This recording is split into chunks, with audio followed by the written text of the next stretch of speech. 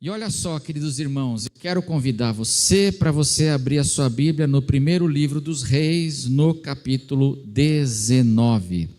Primeiro livro dos Reis, no capítulo 19, nós vamos ler do verso 1 em diante. Lemos esse texto no domingo passado à noite, e no domingo passado à noite nós começamos a conversar sobre a experiência de depressão do profeta Elias. E hoje pela manhã eu quero continuar então conversando sobre esse tema e quero reler de novo aqui 1 Reis capítulo 19 do verso 1 em diante. Acompanhe aí na sua Bíblia, na tela, deixa a sua Bíblia aberta que nós vamos viajar um pouquinho aqui nesses capítulos do livro dos Reis.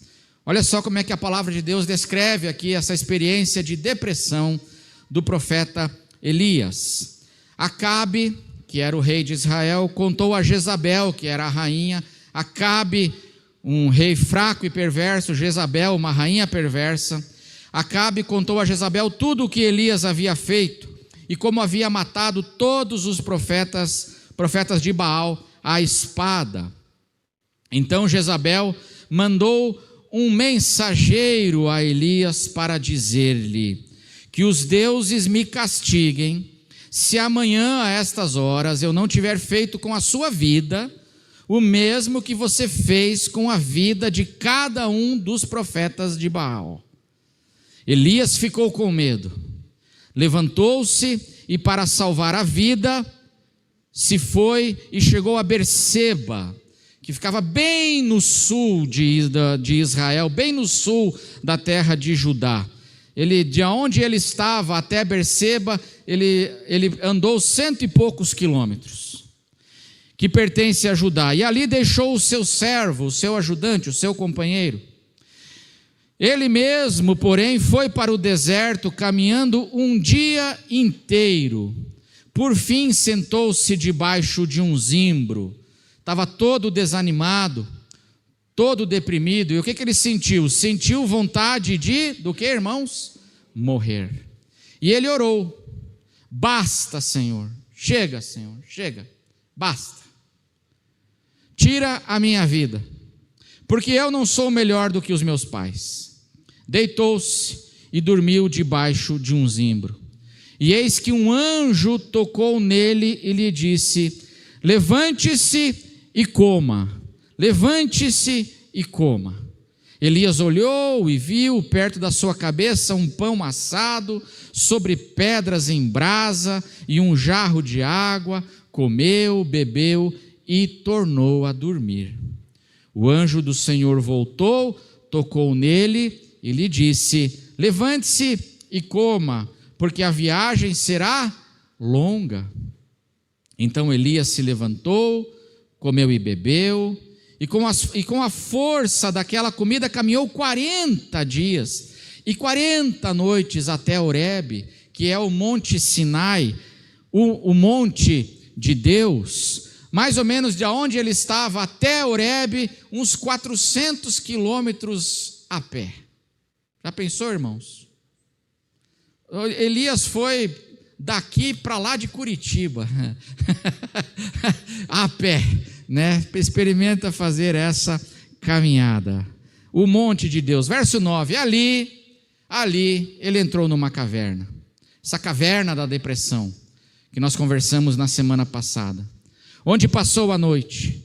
E eis que a palavra do Senhor veio a ele e lhe disse: o que você está fazendo aqui, Elias?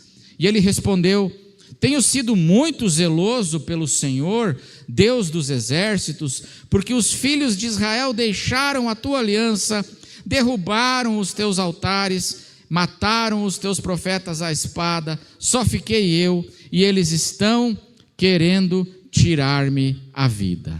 Amém, irmãos? Até aqui a leitura, depois nós vamos continuar. Deixa sua Bíblia aberta, nós vamos continuar aqui viajando um pouco nesse capítulo 19 dos livros dos reis. Olha só, irmãos, na semana passada nós começamos a refletir sobre a experiência aqui dessa depressão do profeta Elias.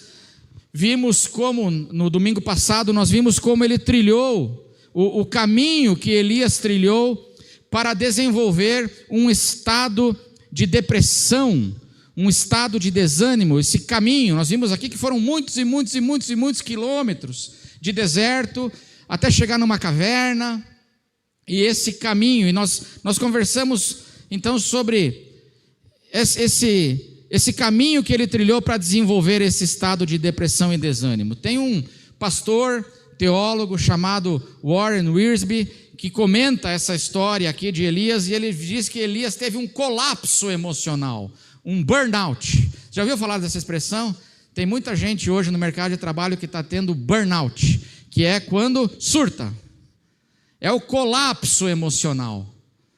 E Elias teve esse colapso emocional e desenvolveu esse estado de depressão. E nós vimos como ele combinou alguns ingredientes. Nesse caminho, ele combinou alguns ingredientes que levaram ele então do Monte Carmelo até a caverna. Do alto do monte, o Monte da Vitória, para a caverna escura, solitária da depressão. E isso tudo nós vimos no domingo passado. Mas mais importante do que entender como o caminho que ele fez para entrar na caverna, nós começamos a ver também o caminho que a gente tem que fazer para sair da caverna. Amém, irmãos? E nós começamos na semana passada então a ver também o caminho para sair dessa caverna. O caminho que Elias fez para entrar, mas o caminho que ele também fez para sair dessa caverna. E ele começou a sair, só para relembrar, ele começou a sair quando ele escolheu começar a reagir a todo aquele estado emocional. Quando ele começa a reagir, ele escolheu de parar de se entregar para o desânimo, e ele começou a reagir dando pequenos passos. Pequenos passos. E nós vimos isso tudo na semana passada. Eu não vou repetir tudo, amém, irmãos? É só repetir aqui na introdução. A mensagem completa está no canal do YouTube da igreja. Depois vai lá e assiste essa primeira mensagem para você entender o que Elias fez, como é que foi esse caminho para chegar nesse estado, onde ele pede a morte, ele quer morrer, ele ora, eu quero morrer. Ele diz basta, chega. Ele diz de nada, o discurso na caverna, aqui no verso 10 que nós lemos, e ele repete esse discurso, é um discurso que diz assim: de nada adiantou todo o meu zelo, eu tenho sido muito zeloso, mas de nada adiantou todo o meu zelo, de nada adiantou o meu esforço, de nada adiantou o meu empenho, a minha consagração, a luta, porque Israel se desviou, os altares foram derrubados, de nada adiantou, e eu fiquei sozinho. E esse é o estado desse homem emocional, esse colapso emocional desse homem. Depois assista lá no canal do YouTube da igreja e você vai poder entender. É muito importante entender como é que eu e você acabamos também desenvolvendo. É muito importante, sabe por quê, irmãos? Por duas razões. Primeiro, porque a palavra de Deus diz no livro de Tiago, na carta de Tiago, que Elias era um homem semelhante a nós. Amém, irmãos? Elias era um homem semelhante a nós, sujeito aos mesmos sentimentos. Significa que, assim como aconteceu com o profeta Elias, ele era semelhante a nós. Nós também, muitas vezes na nossa vida, acabamos lidando com essas crises de natureza emocional. Pois assista lá para você entender como é que a gente desenvolve esses estados. Mas em segundo lugar, é importante a gente parar para refletir no exemplo de Elias, porque o Deus de Elias é o mesmo Deus que está conosco hoje. Amém, irmãos? Não é só que Elias era um homem semelhante a nós, mas o Deus de Elias é o mesmo Deus que está comigo hoje, no meu caminho, no meu vale, no meu deserto, na minha experiência de caverna. É o mesmo Deus de Elias, é o mesmo Deus que está com a gente hoje, nas nossas crises, nos nossos momentos de fraqueza. Elias orou a Deus, e Deus ouviu o seu clamor, E o mesmo Deus que ouviu Elias é o mesmo Deus que também ouve a nossa oração hoje em dia. É o mesmo Senhor. E por isso nós temos que parar e olhar para essa experiência desse homem. E na semana passada nós encerramos vendo o primeiro passo que ele deu para sair desse estado. Hoje eu quero ver um segundo passo que Elias dá para sair dessa caverna, para sair desse estado de colapso emocional, como disse o pastor Warren Wiersbe. Segundo lugar, irmãos, para nós sairmos dessa caverna e desse estado de depressão, a gente precisa corrigir as nossas crenças, os nossos pensamentos. Existe uma batalha, meus irmãos, que acontece aqui, na nossa mente. Uma batalha espiritual que acontece aqui dentro. Elias, o primeiro passo que ele dá, ele reage dando pequenos passos. A recuperação dele começa quando ele não sai da caverna e escala o Monte Sinai. Ele sai da caverna e fica na entrada da caverna. Pequenos passos. Comece fazendo isso. Para você sair dessa caverna, você não precisa, talvez você não tenha energia hoje para grandes lutas, mas você consegue levantar de manhã e tomar um banho, amém? Você começa a reagir dando pequenos passos. Você consegue levantar de manhã e fazer a barba. Talvez você não consiga correr uma maratona, o teu colapso emocional, você não tem energia para correr uma maratona. Mas você consegue dar uma volta no quarteirão, não consegue? Pegando um sol, dando uma caminhada, pequenos passos. Comece a reagir. Foi assim que Elias fez. Ele para na entrada da caverna, mas o segundo passo que ele teve que dar, e que Deus o ajudou, para ele poder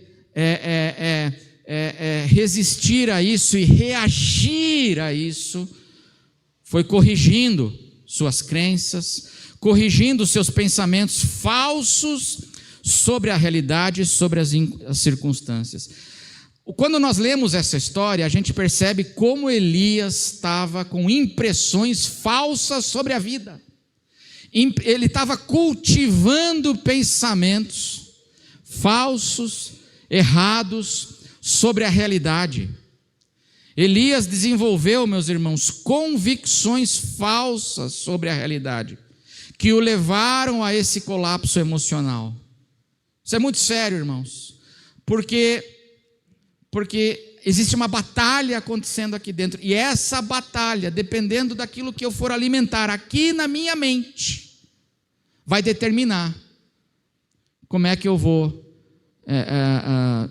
lutar e experimentar e vencer essa experiência dessa caverna escura. Irmãos, a palavra de Deus inteira, ela fala sobre a seriedade das crenças que nós cultivamos na nossa mente. As crenças que cultivamos são coisas muito sérias e muito poderosas. Crenças que você cultiva aqui, Eu não sou melhor que meus pais, disse Elias. Não, eu não presto mesmo. Eu sou um fracasso. É isso que ele está dizendo. Eu sou um fracasso, porque eu me esforcei, eu fui zeloso, mas Israel se desviou. Os profetas de Baal tomavam conta, os altares foram derrubados, a aliança de Deus foi corrompida. Eu sou um fracasso.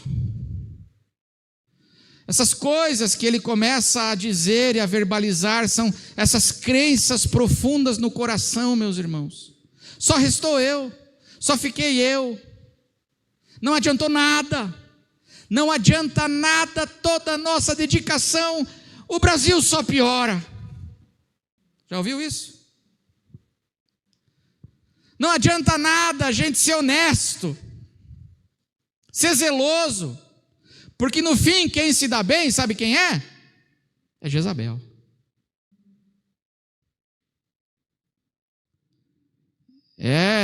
Ela, é a Jezabel e o Acabe, é que se dão bem. Porque as pessoas que são de Deus morreram todas. Foram todas exterminadas. Esse é o discurso, são crenças que ele vai desenvolvendo no coração, e isso é muito sério, irmãos, porque as crenças são coisas poderosas. Irmãos, a Bíblia fala que nossos pensamentos controlam as nossas vidas. Qualquer mudança que eu desejo em minha vida, que eu desejo ver acontecer na minha vida, começa pela renovação dos nossos pensamentos, porque a palavra de Deus diz: transformai-vos pela renovação da vossa mente. A transformação começa pela renovação da mente, dos pensamentos, das nossas crenças e convicções. Elias, meus irmãos, ele desenvolveu muitas convicções falsas que passaram a ocupar o seu pensamento. Várias vezes aqui na história que nós lemos, ele repete essas crenças, leituras equivocadas da realidade. Se não, veja, capítulo 19 nós lemos o verso 10, o discurso da caverna. Qual é o discurso da caverna? 1 Reis 19:10, acho que vai aparecer aí na tela. Diz assim: ele respondeu: tenho sido muito zeloso pelo Senhor, Deus dos exércitos, porque os filhos de Israel deixaram a tua aliança, derrubaram os teus altares e mataram os teus profetas à espada. Só fiquei eu e eles estão querendo tirar minha vida. Ele repete esse discurso no verso 14, 1 Reis 19:14, exatamente o mesmo discurso. Veja, meu irmão, que não é uma coisa que ele fala uma vez, é recorrente, é uma ideia recorrente, é um pensamento recorrente, é o hamster na rodinha da cabeça do Elias, e fica aquele hamster na rodinha, correndo, e fica girando a rodinha dessa convicção, desse pensamento, e está lá. A questão é, isso que ele diz aqui é verdade? É completamente verdadeiro? É falso? É equivocado? Elias está fazendo uma leitura muito catastrófica da realidade, ou isso é real? É muito mais algo que está na mente dele do que uma realidade dos fatos. E é interessante que esse pensamento recorrente já dura tempo, porque isso aí ele fala lá no capítulo 18, e é isso que eu quero destacar, capítulo 18, verso 22. Capítulo 18, verso 22. Quando ele está lá no Monte Carmelo agora, com aquele confronto com os 450 profetas de Baal, lembra dessa história? Vai descer fogo do céu, Deus vai abençoar e vai mostrar que ele é o Senhor, que Elias é o seu profeta. Os 450 profetas de Baal são desmascarados. Mas olha o que ele diz aqui para o povo de Israel em 1 Reis 18, 22. Então Elias disse ao povo, olha o discurso recorrente, antes do capítulo 19, veja como isso vem de longe, veja como isso vem sendo repetido, veja como essa convicção vem entrando nele. Então Elias disse ao povo: eu sou o único que restou dos profetas do Senhor, e os profetas de Baal são 450 homens, eu sou o único que restou. Fiquei só eu. Mataram tudo, não adiantou de nada, parece que Deus entregou a gente na mão do inimigo, do mal. Mas esse discurso é real? Sabe o que me impressiona, irmãos? Que aqui no mesmo capítulo 18, Elias sabia que ele não era o único profeta que estava vivo. Ele sabia.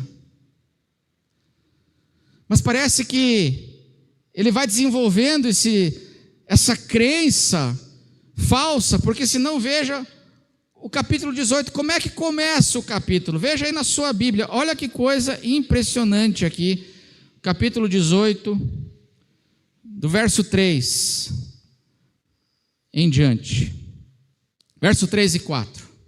Acabe, que era o rei, e era perverso mesmo, chamou Obadias. Quem é Obadias? O texto aí diz, o responsável pelo palácio. Seria hoje em dia assim, ministro da Casa Civil, mais ou menos. Eu não sei nem quem é o ministro da Casa Civil hoje, né? Mas chamou o Obadias, que é o ministro da Casa Civil.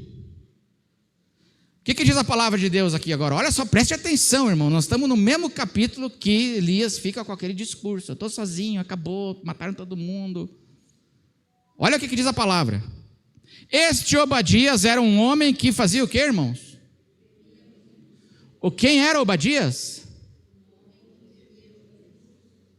Responsável pelo palácio. Ele era crente? Muito. A minha Bíblia fala aqui assim, ó. Ele era um homem que temia muito ao Senhor. Não temia pouco, não. Elias não disse assim, Senhor, eu tenho sido muito zeloso, só fiquei eu. Não é esse o discurso dele? Pois está errado, Elias, porque lá na corte, lá no palácio, lá no governo, tem um cara que teme a Deus igual você teme. Elias, lá no governo tem gente boa lá, e que teme a Deus, e que está fazendo diferença. Você não está com esse negócio sozinho, não. Só sobrou eu, só eu sou zeloso. Isso daí está errado, Elias. Mas olha o que esse Obadias fez. Olha que coisa impressionante.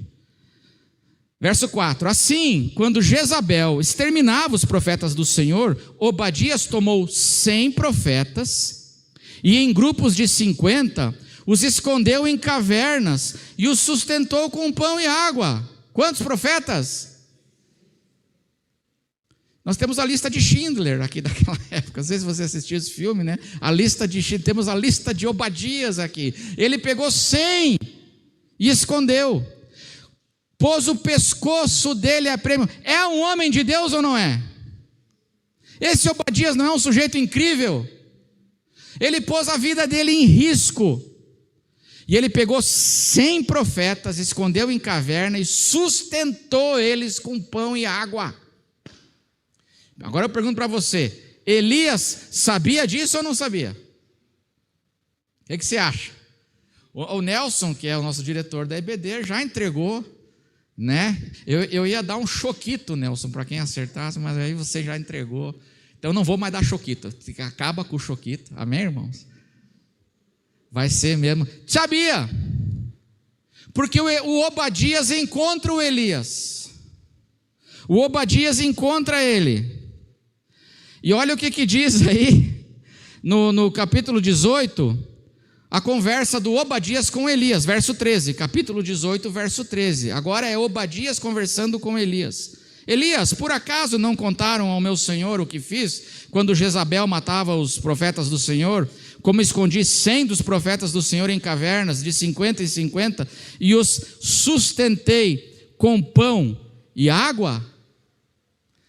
Elias sabia que tinha 100 profetas vivos, sendo guardados por esse homem temente a Deus chamado Obadias?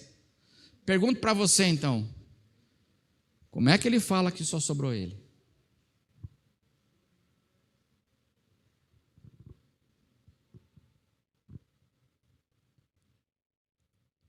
Como é que ele fala que só fiquei eu?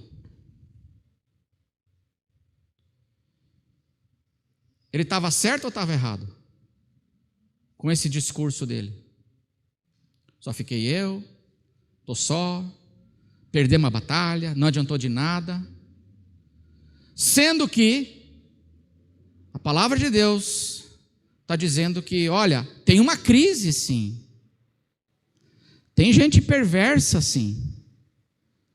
A crise é real. Mas Elias, Olha o que Deus fala para Elias, quando ele está com esse discurso da caverna, de lamentação na caverna, cultivando esses pensamentos equivocados. Olha o que Deus diz para ele no capítulo 19, verso 18. Vamos ler juntos?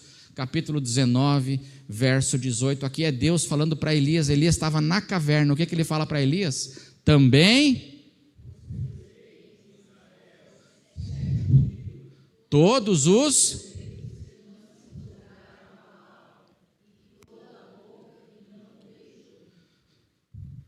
tinha muita gente de Deus vivendo lá.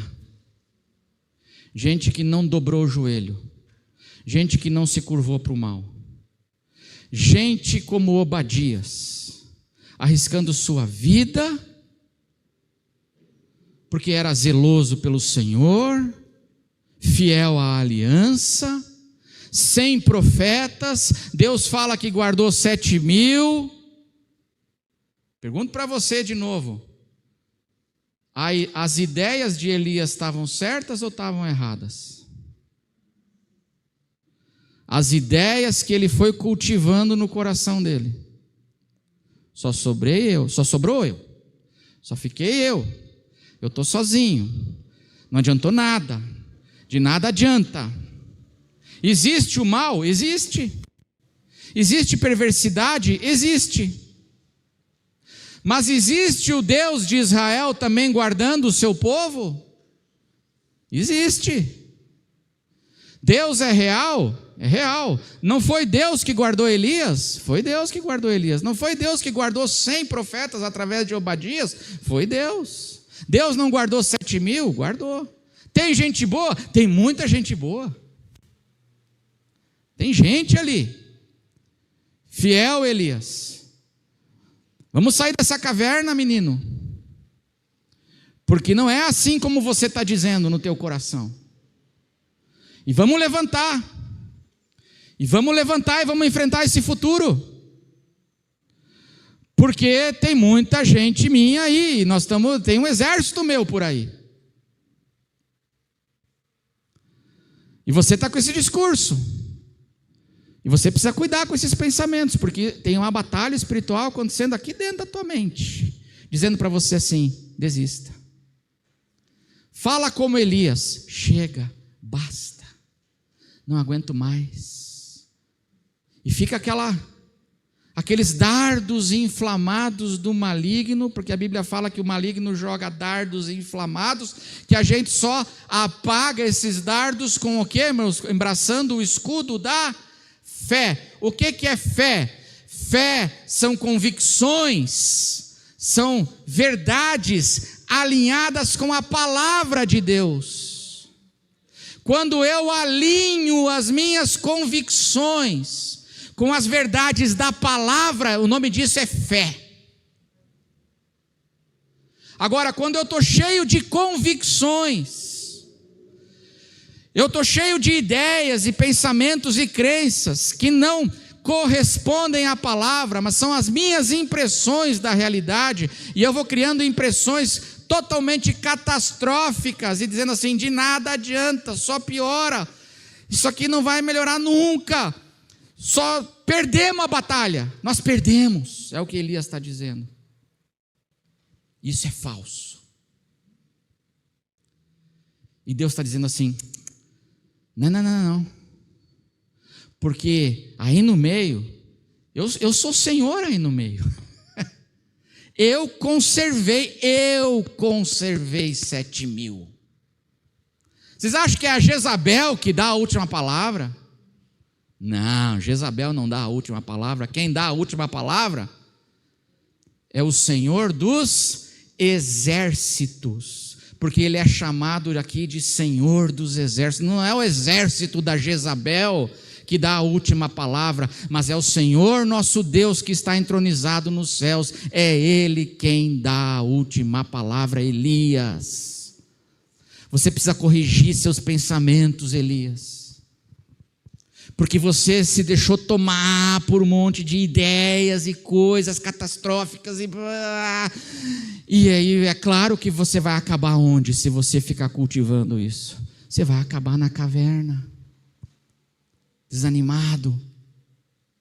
Mas a verdade é outra. Tem Obadias, tem 100 profetas, tem 7.000, tem Eliseu. Olha que coisa maravilhosa, irmãos. O texto aqui nos fala de Eliseu. Olha o que diz o capítulo 19. Deus agora dando ordens para esse Elias. Fala assim: para com isso, Elias. Eu sou o soberano dessa nação. Pare com isso. Ele diz assim, capítulo 19, verso 16: unja. Verso 15: então o Senhor disse a Elias: volte ao caminho para o deserto de Damasco. Chegando lá, unja Azael como rei da Síria. Está falando do futuro aqui. Vai ter um novo rei na Síria. Síria é um país gentil, pagão, estrangeiro. Mas quem é que põe o rei e tira o rei de lá? Quem é que é o Senhor de toda a terra? Deus fala assim: unja ele, porque é ele que vai ser o próximo rei.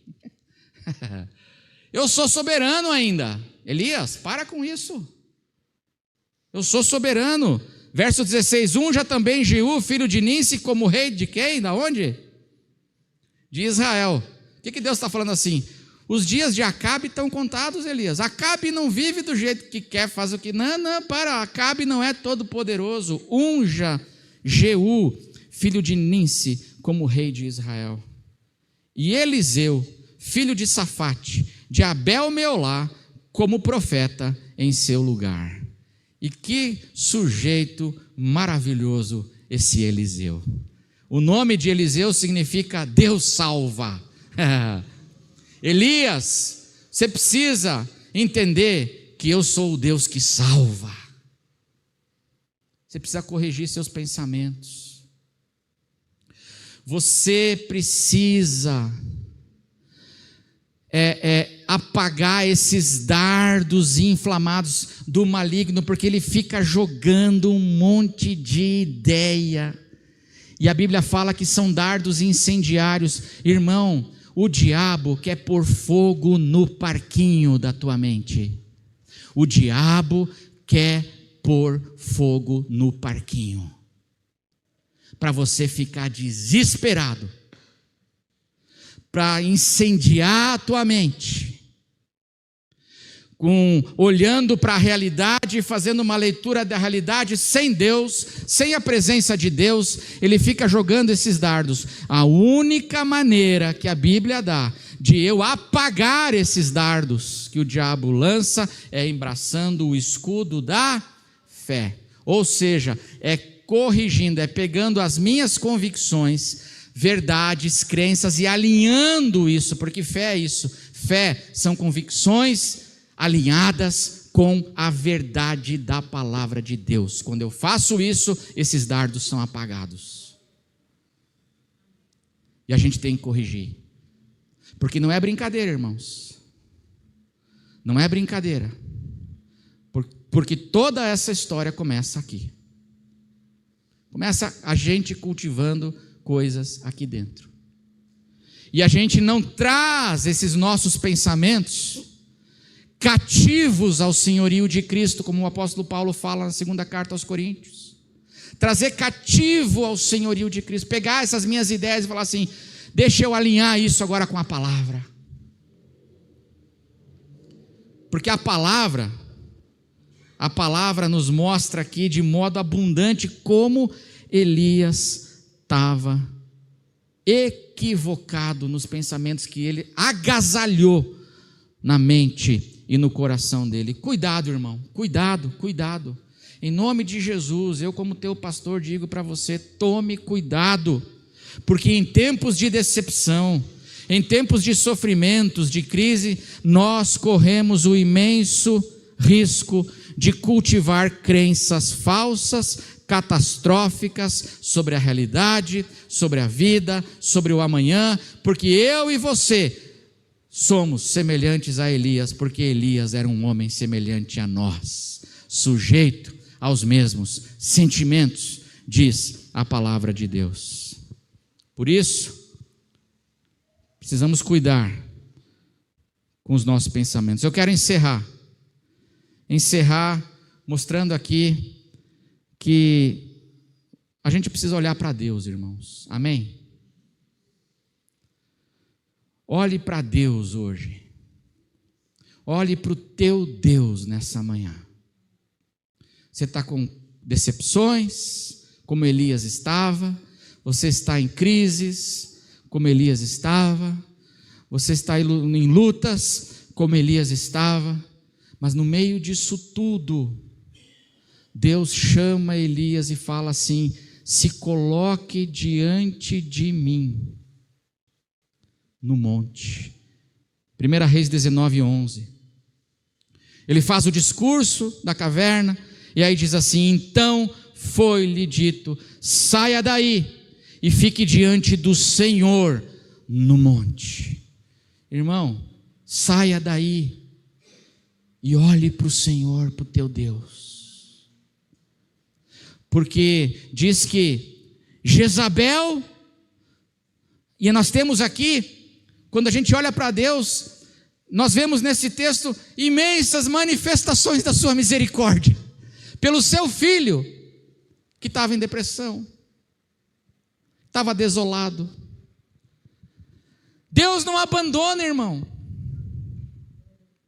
Deus não abandona. O que você está fazendo aqui, Elias? Deus está com ele na caverna.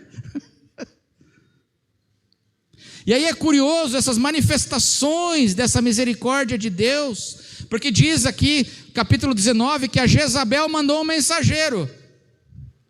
Na Bíblia, a palavra mensageiro é anjo.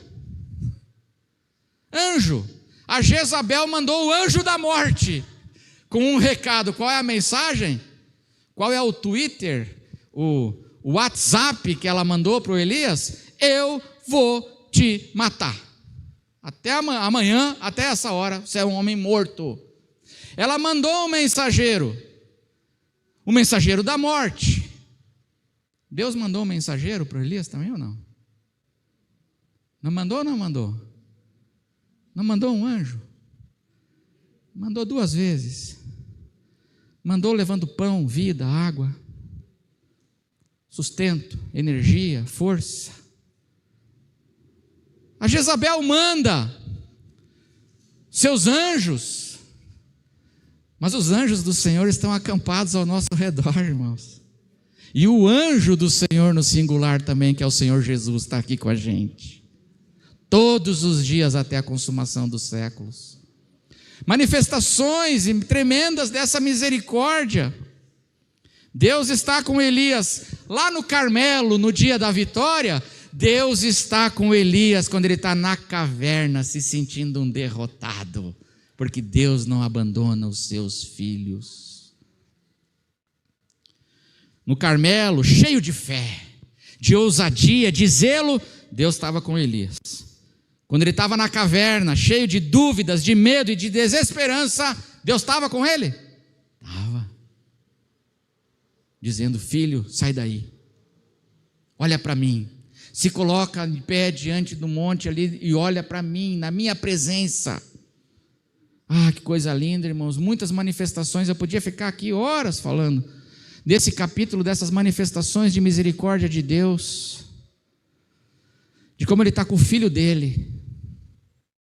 Deus responde a oração sempre com o bem, amém? Porque toda boa dádiva e todo dom perfeito vem do Senhor. E Deus, meus irmãos, eu fico tão maravilhado aqui, porque Deus responde às nossas orações sempre com o bem dele para a nossa vida. A oração que é conforme a vontade dele, ele diz sim. E quando a minha oração é uma oração idiota para o meu bem, ele diz o quê? Ele diz não, mas é a resposta. E ele diz assim: confia em mim. Porque no Monte Carmelo, Elias orou. Capítulo 18, versos 36 e 37. Ele orou no Monte Carmelo. E Deus respondeu com fogo, aleluia, amém, irmãos? Aquele fogo assembleano pentecostal, amém? Fogo. Verso 36, quando chegou a hora do sacrifício da tarde, o profeta Elias se aproximou do altar e disse, agora é uma oração, ele está orando, ó Senhor, Deus de Abraão, de Isaque e de Israel, que hoje se fique sabendo que Tu és Deus em Israel, e que eu sou Teu servo, e que segundo a Tua palavra fiz todas estas coisas. Responde-me, Senhor, responde-me, para que este povo saiba que Tu, Senhor, és Deus, e que fizeste o coração deles voltar para Ti. Que oração linda! E Deus responde? Responde, fogo cai do céu. Que bênção, que maravilha. Mas Elias ora também no capítulo 19. Olha a oração dele, olha como mudou a oração, irmãos. Já aconteceu com você isso? Olha o teor, olha o conteúdo da oração, capítulo 19, verso 4. Ele mesmo, porém, foi para o deserto, caminhando um dia inteiro. Por fim, sentou-se debaixo de um zimbro, sentiu vontade de morrer e orou. É diferente a oração do capítulo 18? E ele orou. Basta, Senhor, tira a minha vida, porque eu não sou melhor que os meus pais.